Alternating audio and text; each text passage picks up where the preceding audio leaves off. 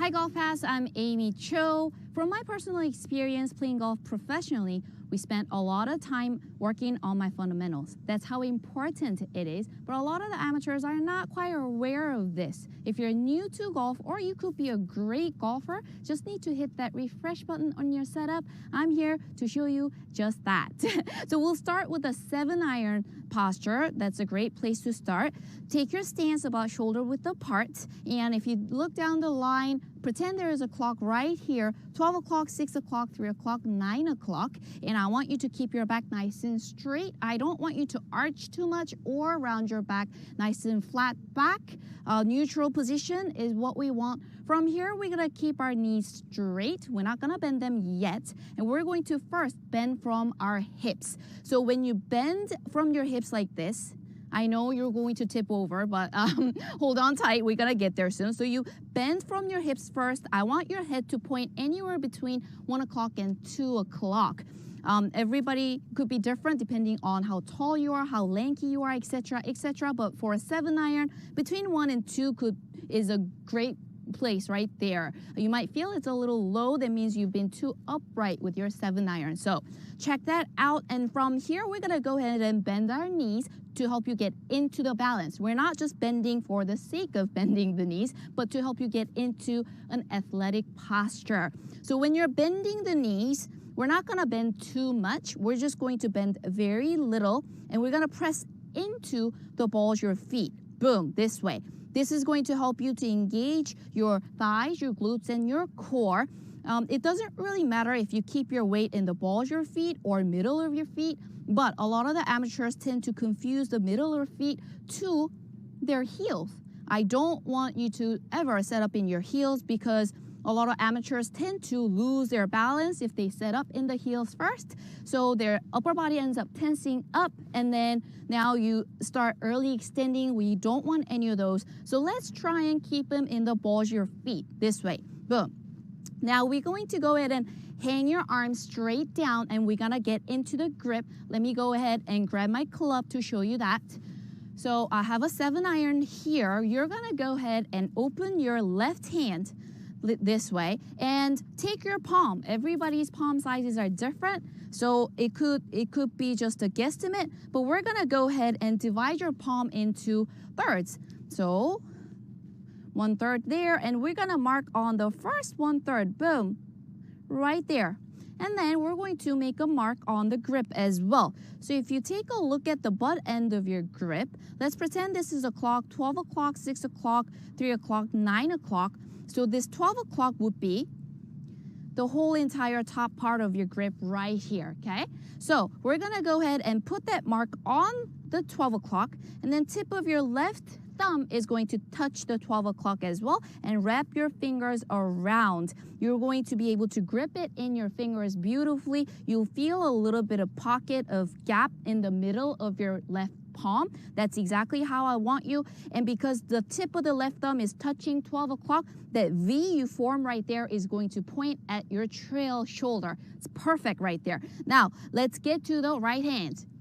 All right, the right hand goes into the grip at a 3 o'clock direction, boom, this way. The most important point here is that the left hand and the right hand have to connect beautifully. So for me, it's top of my left thumb and the middle of my right palm touches each other, boom, this way. So you're pushing against, connecting the two hands. This is really going to help you to relax your grip pressure and keep the hands in place beautifully. And when you do this, make sure to check on that right V pointing at your trail shoulder. So both V's pointing at your right shoulder is what we want. So today I've shown you how to get into your 7-iron posture to engage your lower body correctly so you can relax your upper body, get into your grip so both the V's are pointing at your setup. Now, not only do you look good, but you're ready to put on a powerful swing. Ooh, just like that.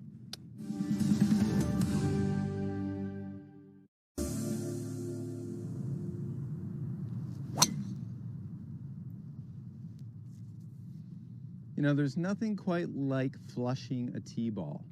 When the golf club just gets hit, you get the center of the ball right out the middle of the face, it feels fantastic. Well, a lot of you don't get that too often, and as a coach, it's my job to help you do that and feel it more often. Centered strikes, a beautiful part of golf. So really understanding how to get the club centered without too much spin. See, I could friction the ball. I could hit down on it too much. I could be too steep and then respond by standing up. A lot of you golfers out there think you lift your head. You lifting your head is a survival mechanism for a club that's coming down to the earth too steep, and instead of pounding down into it, you lift up to create room to save yourself, much like taking your hand out of a hot flame. You have to. Protection mechanism. Now, what I want you to understand is this behavior of how a golf club actually swings inside out correctly. You know, a lot of golfers that come to my golf school, they'll have this artificial, they'll take their practice swings, they'll swing inside out 45 degrees. They'll be standing there going, oh, look, I can swing inside out. The problem with that is the low point's clear back here. That's not where a golf ball lives. A golf ball lives up here. I want to show you how to really orbit the club properly. Don't think of swinging inside out. Think of how this golf club orbits. So I've got a couple frisbees to illustrate that. If I put this frisbee in my hand and I want to get this frisbee to do what its job is, to rotate and spin and go down range over there, would I take this frisbee and roll it up like this if I know that I have to get it somewhat on this flat plane horizontal to the ground? I think not. I'd probably keep things simple, turn back, unwind, let it do its thing and sling down there. But a lot of golfers don't do that. They do some complex things.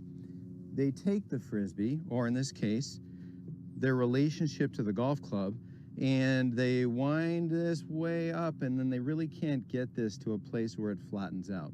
So simplicity-wise, to keep things simple so that you can be reliable, you can imagine it has to have, we can't play golf where it stays completely flat to the ground.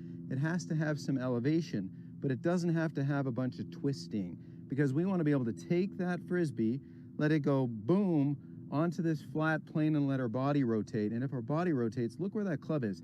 It's behind my lead hand, behind my left hand. So any kind of rotation is a club that's kicking inside out.